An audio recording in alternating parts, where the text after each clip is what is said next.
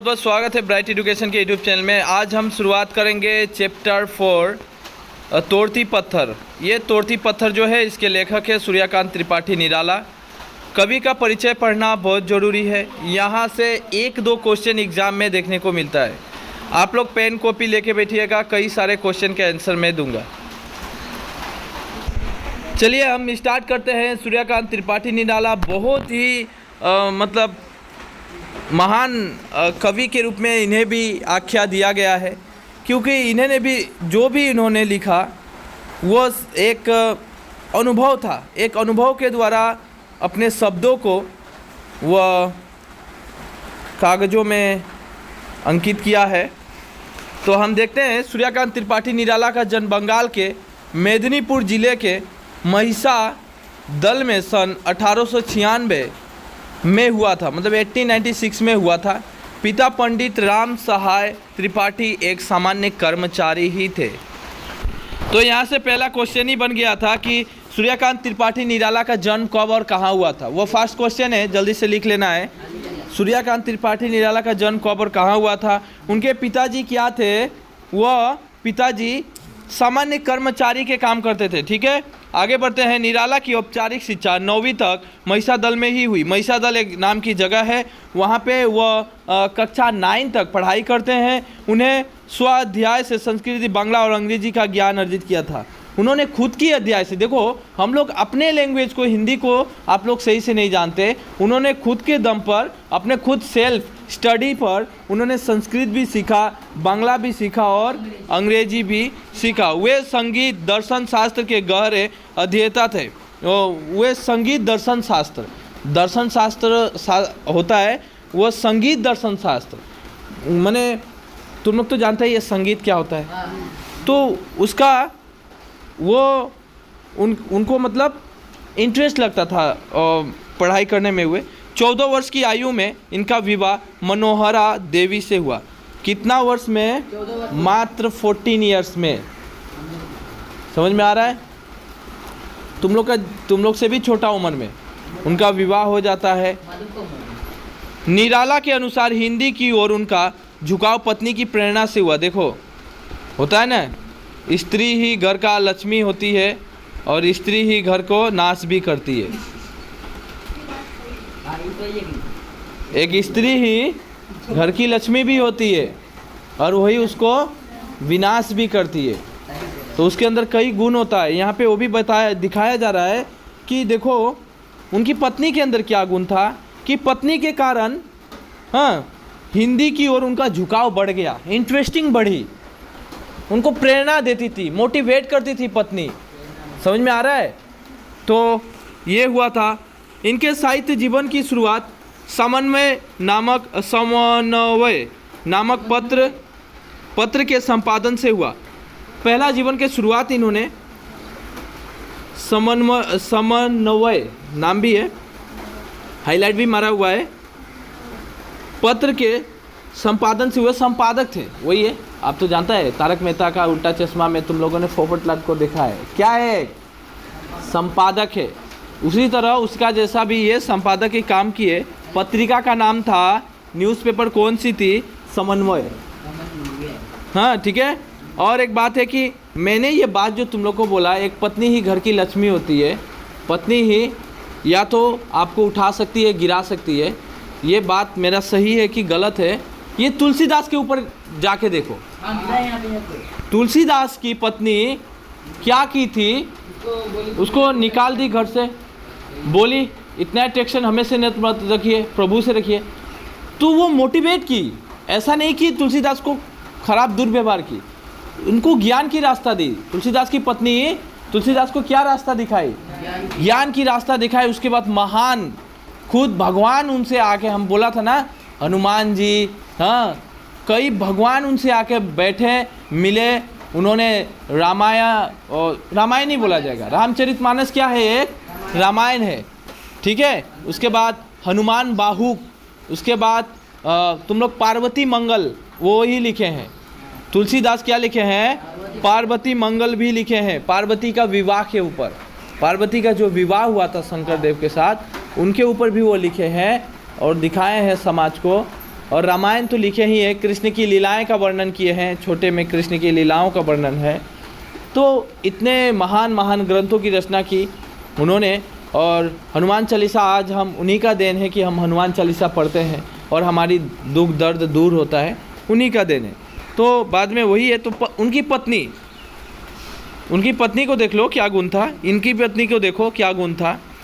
हिंदी साहित्य जगत में छायावाद के उन नायकों में प्रसाद, पंत और निराला, जयशंकर प्रसाद, प्रसाद मतलब जयशंकर प्रसाद, ये मतलब हिंदी साहित्य जगत में छायावाद, कुछ छायावाद कवि है, कुछ क्या है, छायावाद कवि है। छायावाद क्या होता है? काल्पनिक दृष्टि से कुल कल्पना करना, उसको प्रूफ भी उसी टाइप से करना और उसके ऊपर लिखना।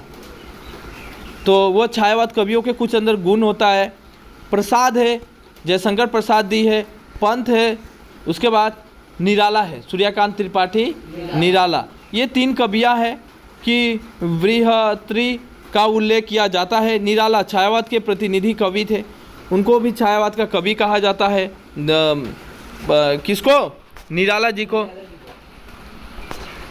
निराला कौन? सूर्यकांत त्रिपाठी निराला। इनकी भाषा में भावना रूप कोमलता और पौरुष दोनों का सुंदर समन्वय है।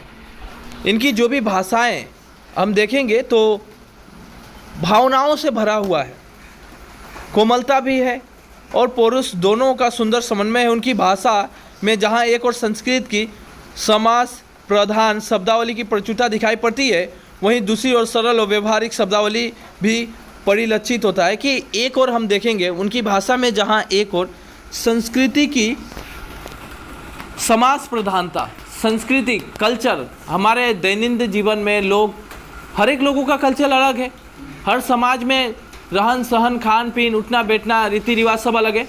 ये सब उनकी वहाँ पे दिखाई देगा। उनकी कविताएं पढ़ने पर उन्होंने अपने काव्य में परंपरागत और तुकान छंदों के अतिरिक्त नवीन तुकान छंद का भी प्रयोग किया है। ये छंद क्या होता है? ग्रामर की एक पार्ट है, हमें वो पढ़ना पड़ेगा। तो वो यहाँ पे कहा जा रहा है, राइटर यहाँ पे लिख रहे हैं कि उनकी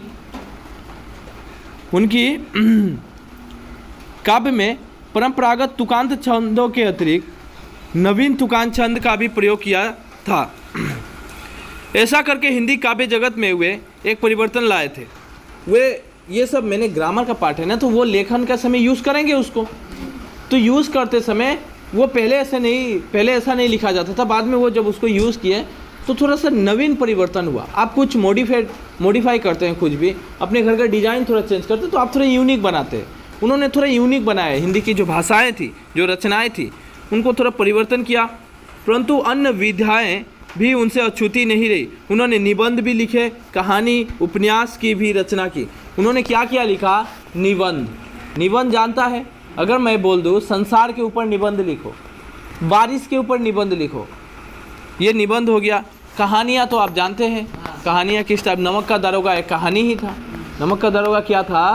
प्रेमचंद द्वारा लिखा कहानी, उस तरह की ये भी कई सारे कहानियाँ लिखे। उपन्यास, तुम लोग उपन्यास तुम लोग को एक भी पढ़ाया नहीं है। अभी तक हम लोगों ने उपन्यास पढ़ा नहीं है। हमारी हिंदी ये कंप्लीट होगी तो हम एक उपन्यास ज़रूर उठाएंगे जिसका नाम है, या तो तुम लोग का ऊपर डिपेंड करेगा, हम प्रेमचंद की उठाएंगे, तुम लोग जो बोलेगा। एक निर्मला है, एक है कफन और एक है तुम्हारा गोदान। तो वो सब तुम लोग का मर्जी है, तुम लोग चॉइस करना। हम उपन्यास उठाएंगे तो उपन्यास भी पढ़ाएंगे, उपन्यास भी, और लगभग 1 महीना लग जाएगा वो पढ़ने में। लेकिन हम लोग थोड़ी थोड़ी पढ़ते जाएंगे, एक दिन में थोड़े। वो बस तुम लोग को जानना है। मतलब ये नहीं कि तुम लोग एग्ज़ाम में आ जाए, पर उससे बहुत शिक्षा भी मिलेगी उपन्यास से। और उस उपन्यास से तुम्हें ये भी जानकारी, नाम तो हमेशा सुनता है, हर कभी सुनता है कि उपन्यास लिखा है। भाई उपन्यास क्या होता है जान लो थोड़ा, उपन्यास होता क्या है जानना पड़ेगा। निबंध तो जान चुका है, कहानियाँ हम तुम लोग को जानकारी दे ही चुका है। समन्वय के अतिरिक्त मतवाला और माधुरी नामक पत्रिकाओं का भी उन्होंने संपादन किया था। उन्होंने मतवाला न्यूज़पेपर था, माधुरी न्यूज़पेपर थी, इसका भी संपादन उन्होंने किया था। तो सूर्यकांत त्रिपाठी निराला किन किन पत्रिकाओं का संपादन किए थे? क्वेश्चन है, सूर्यकांत त्रिपाठी निराला किन किन पत्रिकाओं का संपादन किए थे? क्वेश्चन लिखो। तो आप लोग को आंसर लिखना है कि बाद में लिखना कि उन्होंने समन्वय, मतवाला और माधुरी नामक पत्रिकाओं का संपादन किए थे। क्या क्या बोला मैंने? कि उन्होंने समन्वय, मतवाला और माधुरी नामक पत्रिकाओं का संपादन किए थे। तो ये हो गया, आपने संपादित किया था। इसके बाद सन 1961 में हिंदी साहित्य जगत के कई क्षेत्रों में मार्गदर्शन इस महान साहित्यकार का देहांत हो गया था। क्वेश्चन लिख लो क्या है कि सूर्यकांत त्रिपाठी निराला का देहांत कब हुआ था? सूर्यकांत त्रिपाठी निराला का देहांत कब हुआ था? जल्दी से लिख लीजिए, हम फिर आगे बढ़ते हैं। ठीक है। सूर्यकांत त्रिपाठी निराला हिंदी काव्य जगत में सचमुच निराले व्यक्तियों के यथानाम कवि, महाकवि थे। उनकी तरह विलक्षण, क्रांतिकारी, वज्रादपि कठोर किंतु मृदुनी कुसुमादपि साहित्यकार किसी भाषा के इतिहास में कभी कभी आया करता है। ऐसा लगता है कि किसी व्यक्तित्व की विशिष्टता को मापने के जितने भी पैमाने हैं वे सब निराला के सामने पहुंचकर स्तब्ध रह गए हैं। मतलब यहाँ पे क्या बताया गया है? यहाँ पे कुछ शब्द आए हैं, शब्द को तुम लोग समझ नहीं पाएगा, लेकिन उसको मैं सरल शब्दों में डायरेक्ट एक लाइन में बोलना चाहता हूँ। यहाँ पे कहा जा रहा है कि एक इंसान जो होता है ना, एक इंसान को मापा जाता है उसके गुण से, उसके चेहरे से, उसका चरित्र से, उसका कल्चर से, उसका व्यवहार से, सब कुछ एनालाइज किया जाता है, समझा जाता है। फिर हम उस व्यक्ति का मापन कर सकते हैं कि वो व्यक्ति कैसा है, किस कैटेगरी का है, क्या टाइप है कि नहीं, वो क्या चाहता है और क्या नहीं चाहता है। तो ये सब मापन की जो शक्ति थी, निराला जी डायरेक्ट इंसान को पढ़ सकते थे। तो कोई भी चीज़ उनके सामने आके स्पष्ट, यहाँ बोला है ना, स्तब्ध हो जाती थी। कोई ऐसा गुण उनके पास नहीं था जो वह इंसानों से मैंने इंसान को ना पहचान सके। उनके पास इतना गुण था कि वो सब कुछ पढ़ सकते थे। तो इसीलिए यहाँ पे स्तब्ध की बात की गई है। निराला जी की कुछ प्रमुख रचनाएं इस प्रकार है। काव्य संग्रह। काव्य में क्या लिखे हैं? देखिए, काव्य संग्रह होता है ना कविता। काव्य संग्रह क्या होता है? कविता। अनामिका, इसका 2 भाग है। एक अनामिका पोएम आएगा, इसके कितने भाग है? 2 भाग है, part 1 and part 2। Parimal, Anamika अलग है, हाँ। परिमल, गीतिका, तुलसीदास, डायरेक्ट तुलसीदास के ऊपर ये लिखे हैं, ये तुलसीदास के ऊपर लिखे हैं। कुकुरमुत्ता, अनीमा, नए पत्ते, क्या? नए पत्ते, बेला, अर्चना, नाम भी इनका मतलब मुझे नाम भी अजीब लग रहा है। अर्चना, आराधना, गीत गुंज, संध्या काकली, ये सब उनके काव्य थे, कविताएं उनके क्या थे? कुछ प्रमुख मतलब फेमस कविताएं हैं। उपन्यास के अंदर क्या पड़ेगा? अप्सरा, अलका, निरूपमा, प्रभावती, काले कारनामे, चोटी की पकड़, ये सब है इनके कुछ प्रमुख उपन्यास। कहानी में क्या पढ़ेंगे?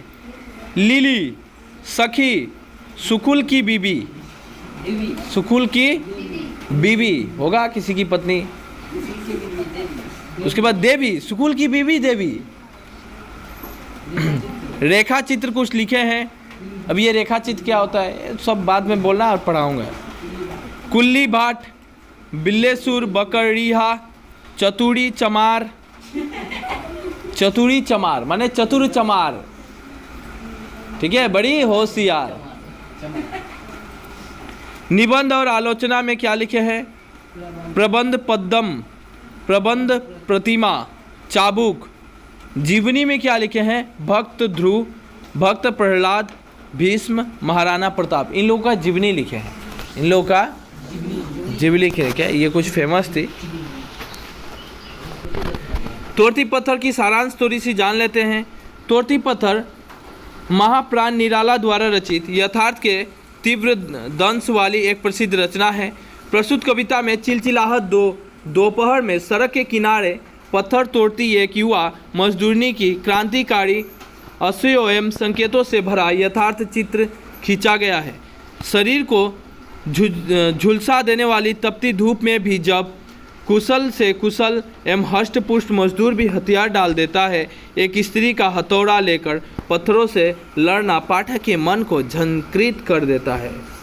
यहाँ पे झंकृत कर देता है मतलब ये बता, यहाँ पे बोला गया एक औरत है जो रास्ते में पत्थर तोड़ रही है। उसकी ऐसा मजबूरी है कि एक हष्ट-पुष्ट बलवान इंसान भी इस धूप में चक्कर खा के गिर जाएगा, लेकिन वो औरत की क्या मजबूरी है कि इतने कड़ी धूप में भी वो क्या कर रही है, पत्थर तोड़ रही है। ना वहाँ पे छाँव, ना वहाँ पे कुछ पानी, कुछ भी नहीं, ना हवाएं बह रही है, इतना कष्ट उठा रही है। वो भी एक औरत, वो भी एक औरत। सोचो क्या मजबूरी है।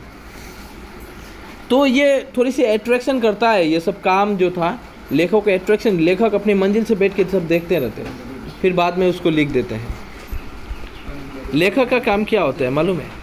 जितने भी राइटर बने हैं ना, मैंने जितना पढ़ा मैंने राइटरों के बारे में, खासकर हिंदी पढ़कर, मुझे हिंदी पढ़ा के और पढ़कर मुझे बहुत कुछ सीखने को मिला।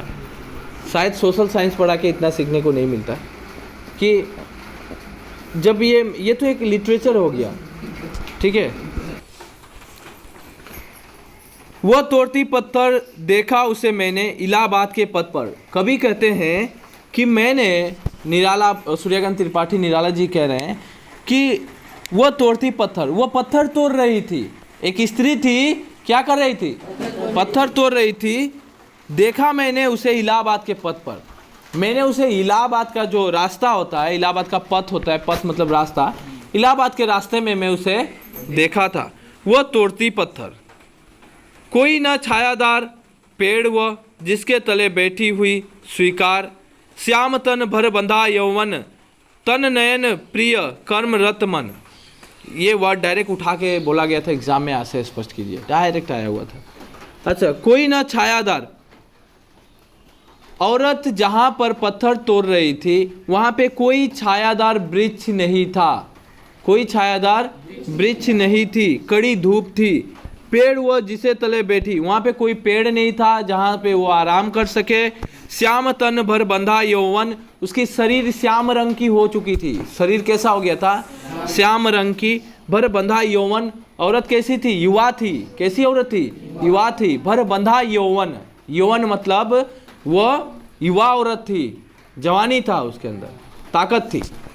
भर बंधा यौवन, तन नयन प्रिय कर्मरत मन, वह पूरे मन तन और कर्म से वह पत्थर तोड़ रही थी। कौन? याद रखना, पूरे तन मन और कर्म से वह, तन शरीर, मन अपना मन, तन मन और कर्म, कर्म मतलब काम, तीनों वर्ड यहाँ पे मैं एक्सप्लेन कर दिया, किंतु एग्जाम में ऐसा ही लिखना है। वो अपना तन मन और कर्म से पत्थर तोड़ रही थी। यहाँ पे लिखा है श्याम तन भर बंधा यौवन। जो स्त्री इलाहाबाद के पथ पर पत्थर तोड़ रही थी, यहाँ कभी कहते हैं उसकी जो शरीर थी श्याम रंग की थी। भराई व भर बंधा यौवन मतलब वो अभी युवा हुई थी, युवा, उसके अंदर युवा भरा हुआ था, यौवन थी। यौवन तो जानता है, जवान होता है ना। गुरु हथौड़ा हाथ करती बार बार प्रहार। हथौड़ा को गुरु का, वो हथौड़ा का नाम दे दिया गया है गुरु हथौड़ा। गुरु हथौड़ा लिए वो बार बार पत्थर पर क्या कर रही है? प्रहार कर रही है। सामने तरु मालिका अट्टालिका प्रकार, और उसी के सामने एक मंजिल है। अट्टालिका मतलब मंजिल, अट्टालिका मतलब मंजिल। तरु मालिका अट्टालिका, दो मंजिला वहाँ पे एक मंजिल था, उसके सामने चढ़ रही थी धूप। उसी समय धूप चढ़ रही थी। धीरे धीरे धूप चढ़ती है। बोलेगा चढ़ती कैसे? 9 सुबह का धूप कम रहता है, दोपहर होता है 12-1 बजे तो धूप इतना कड़ा लगता है कि सूर्य हमारे माथे के ऊपर आ जाता है। स्ट्रेट पोजीशन पे वो धूप आता है। तो धूप चढ़ रही थी, गर्मियों के दिन था। दिवा था तम तमाता रूप। दिवा तम तमाता, जो दिन था वो मतलब तम तमाता मतलब बहुत ही कड़क धूप है कि नहीं, चिड़चिड़ाहट मतलब मर्ची के जैसा झाल लगने वाला धूप, इतना धूप। उठी झुलझाती हुई लू, ऐसा लगता है कि लू चल रहा है। लू समझता है? एक गर्म हवा जब आपके शरीर में टच करता है ना, तो आपको लगेगा लू चल रहा है, क्या उसी का उसका नाम क्या बोला जाता है? लू। रास्ते पे जा रही है, हवाएं भी बह रहा है, तो हवा भी तुमको गर्म लग रहा है, हवा भी गर्म लग, तो उसको बोला जाता है उठी झुलझुलाती लू, लू चल रही थी, रुई ज्यों जलती हुई भू। ऐसा लग रहा है कि पृथ्वी रुई के समान जल रहा है, पृथ्वी रुई के समान जल रहा है। रुई को तुरंत आग लगाओ, तुरंत आग लग जाता है ना, और चारों तरफ आग फैल जाता है ना, बिल्कुल हमारे पृथ्वी भी उसी तरह जल रही है, नीचे से आग निकल रहा है, नीचे से आग निकल रहा है। गर्द चिनकी छा गई, प्राय हुई दोपहर, दोपहर प्राय हो चुका था। वह तोड़ती पत्थर, देखते देखा मुझे तो एक बार, उस भवन की ओर देखा छिनतार। यहाँ पे कभी कहते हैं कि उसने एक बार नज़र घुमा के मुझे देखी, एक बार नज़र घुमाकर मुझे देखी, उस भवन की ओर। मुझे तो नहीं देखा, हाँ मुझे तो एक बार, हाँ ठीक है, देख उन्हें कभी को एक बार देखती है। कभी वहाँ पे मंजिल पे बैठे हुए थे, वहाँ से औरत एक बार देखती है। उस भवन की ओर देखा छिनतार। यहाँ पे बोला गया है कि उस भवन की ओर देखा छिनतार, मतलब थोड़ी सी अपने कर्म को भंग कर लेती है, मतलब थोड़ी सी रुक जाती है और थोड़ी नज़र घुमाकर वो एक बार देखती थी। देखकर कोई नहीं देखा मुझे उस दृष्टि से, जो मार खा रोई नहीं। ऐसा होता है ना कि मान के चलो हम ही कोई स्टूडेंट था और हम उसको अगर बहुत पीटते हैं, लेकिन उसके अंदर पूरा वो दर्द लग रहा है, लेकिन वो मतलब फिर भी अपने दर्द को रुके हुए रो नहीं रहा है, दर्द को बर्दाश्त कर रहा है। क्या कर रहा है? बर्दाश्त कर रहा है, किंतु मेरे सामने वो रोना नहीं चाहता है। मेरे सामने नहीं, बहुत सारे स्टूडेंट है, वो सोचता है मेरा मान सम्मान चला जाएगा मैं रोऊंगा तो, लेकिन पूरा चोट उसके शरीर में, उसके हाथों में लग रहा है, लेकिन वो रो नहीं रहा है। ऐसा होता है ना, दर्द तो खाया। अगर वही इंसान हम लोग नहीं रहते तो वो बड़ी चिल्ला के रोता। समझ में आ रहा है? तो ऐसा होता है कि वही दबा लेना। तो यहाँ पे कभी वही कहते हैं कि ऐसा लगा मुझे, देख कर कोई नहीं देखा मुझे उस दृष्टि से, जो मार खाई रोई नहीं। मुझे जब वो देखी ऐसा लगता है कि वो मार खा रही है, रो नहीं रही है, मार खा रही है, रो नहीं रही है, इतना उसको चोट लग रहा है। सजा सहज सितार, सुनी मैंने वो नहीं जो थी सुनी झंकार। हमने वो झंकार नहीं सुना था, वो आवाज़ें नहीं सुनी थी। अचानक उनको आवाज़ सुनाई दिया। क्या आवाज़ सुनाई दिया? एक क्षण के बाद वो काफ़ी सुघर धुलक माथे से गिरे शिकार। उनको आवाज़ दिया, क्षण से आवाज़ सुनाई दिया और वो फटक से वहाँ से गिर जाती है, बेहोश होकर वो औरत गिर जाती है। झंकार एक क्षण के बाद, एक तुरंत ही बाद वो काँपने लगी और सुघर ढुलक माथे से गिरे और ढुलक कर वह गिर जाती है। लीन होते कर्म में फिर ज्यों कहा मैं तोड़ती पत्थर। फिर जब फिर उसका होश आता है, मतलब होश तो नहीं आता है, वो सो के भी, बेहोश होके भी बोल रही है मैं पत्थर तोड़ूंगी। मैं क्या तोड़ूंगी? तो सोचो वो क्यों ऐसा करना चाहती थी, उसके अंदर क्या मजबूरी थी। राइटर ने हमें लगा अधूरा छोड़ दिया, राइटर ने अधूरा छोड़ दिया। तो अब बोलेगा क्यों अधूरा छोड़ा? बोलो तो अगर राइटर इसको पूरा लिखना चाहते हैं तो वो कहानी बन जाता। वो क्या बन जाता है? एक कहानी, उसके जीवन की कहानी बन जाता ना, औरतिया के, उस औरत का जीवन की कहानी बनता कि नहीं? तो अगर राइटर जाते, शायद गए भी होंगे राइटर, वो गिरी थी, कोई भी इंसान जाएगा जरूर, गए भी होंगे, पूछे भी होंगे, सब कुछ समझे होंगे, लेकिन अगर वो लिखना चाहते हैं तो वो कहानी, अब तो कहानी में कन्वर्ट हो जाता है। कविता लिखेंगे तो आप ज़्यादा बड़ा नहीं लिख सकते, कविता में मूल तत्व को डाला जाता है। समझ में आ रहा है? और कविता में सजावट होती है। यहाँ पे बहुत वर्ड सजा के बोले हैं ना, काल्पनिक दृष्टि से सजा के बोले हैं ना। देखो औरत ने जो महसूस किया, उन्होंने बैठ के ही जान गया जो वो ऐसा महसूस कर रही है, ये हो रहा है, वो हो रहा है। काल्पनिक दृष्टि से कल्पना किए, यथार्थ में देखें और उसको लिख दिए। एक कवि का गुण होता है। मैं यहाँ पे हम लोगों ने पूरा पढ़ा, जाना। क्वेश्चन की आंसर की तरफ चलते हैं। पहला क्वेश्चन है, कवि ने पत्थर तोड़ने वाली स्त्री को कहाँ देखा था? तो आंसर होगा इलाहाबाद के पथ पर। स्त्री पत्थर किस समय तोड़ रही थी? दोपहर के समय। नेक्स्ट क्वेश्चन, पत्थर तोड़ने वाली स्त्री का परिचय कवि ने किस तरह दिया है? वो तो लिखना ही पड़ेगा, है कि नहीं? श्याम तन भर वर्धा यो यौवन, है कि नहीं? दोपहर के समय पत्थर तोड़ रही थी, उसका शरीर ऐसा था, जो भी देना है, युवा शरीर था उसका। पत्थर तोड़ने वाली स्त्री कहाँ बैठकर काम कर रही थी? हाँ, इलाहाबाद के पथ के किनारे, है कि नहीं? वहाँ किस चीज़ की कमी थी? वहाँ किस चीज़ की कमी थी? छायादार वृक्ष, छायादार छाया की, वही तो ब्रिज हो रहा है, ब्रिज की। कवि को अपनी ओर देखते हुए स्त्री सामने खड़े भवन की ओर क्यों देखने लगी। यहाँ पे छिनतार शब्द का अर्थ डायरेक्ट पूछ दिया है तो लिखना पड़ेगा। तोड़ती पत्थर कविता का प्रतिपाद्य लिखिए। प्रतिपाद्य मतलब पूरी डिस्क्राइब कीजिए कि आपने क्या समझा, आपने क्या समझा। तो बहुत अच्छा, ये मोटा मोटी तो आंसर बोल ही दिया। और तुम लोग ये सब बना के लिख के लाओ तो तुम लोग का टैलेंट देखूंगा। ये तोड़ती पत्थर लास्ट में जो बोला है ना, कविता का प्रतिपाद्य लिखिए, मतलब आपको सारांश ही लिखना है, समझो। वो सारांश से कुछ ले सकता है, तुम लोग को बोल रहा हूँ, वो सारांश से कुछ ले सकता है। मैं जो समझाया उस सब डाल सकता है, मतलब पूरा कहानी में क्या समझा, क्या क्या बोला गया है, क्या क्या बोला गया है। यहाँ पे बोला गया मैथिली चरण गुप्त द्वारा लिखा गया इस कविता में लेखक कहना चाहते हैं कि एक जो भी इलाहाबाद के पद पर एक स्त्री काम करती है कि नहीं, वो कुछ उसकी कुछ बहुत बड़ी मजबूरी थी, जो इतने धूप में भी काम कर रही थी। उसका शरीर ऐसा था वैसा था, मन से तन से काम कर रही थी, अचानक वो गिर जाती है। जो भी आपको बना के कैसे लिखना है आप लिखिए और मुझे कल दिखाइए, ठीक है। तो होगा लास्ट में इतना दूर। तो वीडियो अच्छी लगी तो आप लाइक और शेयर ज़रूर कीजिएगा, अपने दोस्तों को ज़रूर शेयर कीजिए, ठीक है।